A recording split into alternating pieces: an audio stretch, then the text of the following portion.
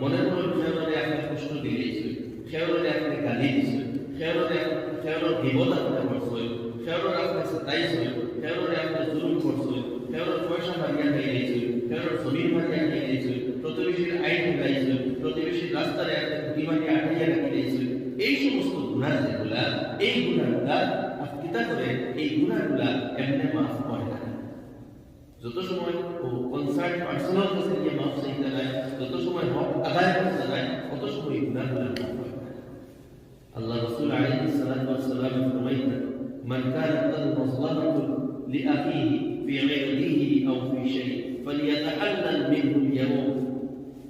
যদি তোমাদের খেয়ালের উপরে কোনো জুলুম থাকে, খেয়ালের উপরে জুলুম করিয়া থাকো, খেয়ালের হক মারিয়া থাকো, খেয়ালের উপরে অত্যাচার করিয়া থাকো, খেয়ালের গালাগালি করিয়া থাকো, খেয়ালের বেইজ্জত করিয়া থাকো, খেয়ালের দুঃখ এবং কষ্ট দিয়া থাকো, আজকে দুনিয়ার কথা তুমি হালাল করাটা পরিশোধ করো। সেই দিন আমার আগে যেই দিন পরিশোধ করার কোনো সুযোগ থাকতো না, আজকে ওটা পরিশোধ করো। কারণ সেই দিন যাওয়ার পরে যদি এটা দুনিয়ার পরিশোধ করো না, আপনার পাহাড় পরিমাণ বৃদ্ধি হইলেও আপনার মাফি হইত না।